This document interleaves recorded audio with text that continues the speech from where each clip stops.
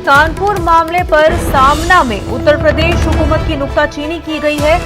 गुंडों और बदमाशों का सफाया करने का रियासती हुकूमत दावा करती है। कानपुर मामले ने हुकूमत के इन दावों की कलई खोल दी है। गैंगस्टर विकास दुबे पुलिस की गिरफ्त से हुनूस बाहर है। आपको बता दें, कानपुर में बदमाशों और पुलिस एहलकार के बीच झड़प हुई थी। पुलिस एहलकार उसमें शहीद हुए थे।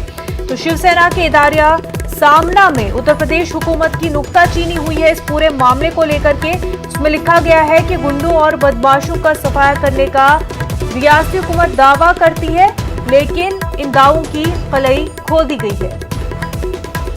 हमारे नुमाइंदे अमित इस वक्त हमारे साथ जुड़ चुके हैं। अमित, सामना में जिस तरह से उत्तर प्रदेश हुकूमत की नुक्ताचीनी की गई है, उसको किस तरह से देखा जा रहा है?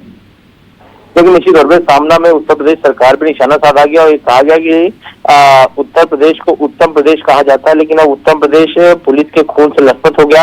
ये पूरे देश पे झटका है। 40 साल बाद भी अगर उत्तर प्रदेश में पुलिस कर्मियों को गुंडे इस तरह मार सकते हैं तो क्या योगी महाराज के उत्तर प्रदेश में क्या बदलाव आया? आज जनता कोरोना का लॉकडाउन में बंद है, कल गुंडों से सुरक्षित रहने के लॉकडाउन में रहना पड़ेगा, ऐसा सवाल वहाँ के लोगों के मन में है।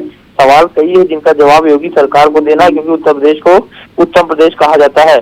तो साफ तौर पर हम देख रहे हैं कि 8 पुलिस कर्मियों की जिस तरह से हत्या हुई थी, उसके मामले में शिवसेना ने उत्तर प्रदेश सरकार पे जो है निशाना साधा। उन्होंने ये भी कहा है कि उत्तर प्रदेश सरकार ने ये कहा कि 113 लोगों का एनकाउंटर करके पूरी तरीके से अपराध को उत्तर प्रदेश से मुक्त कर दिया गया है। क्या 113 एनकाउंटर में विकास दुबे का नाम आखिरकार कैसे छूट गया? और इस तरह की वारदातें जो अगर होते रहेंगी तो निश्चित तौर पे कह सकते हैं कि एनकाउंटर स्पेशलिस्ट जो सरकार, यूपी सरकार, वो पूरी तरीके से बेनकाब हो चुकी है और इसका असर कहीं ना कहीं मुंबई और दिल्ली तक भी पड़ रहा है।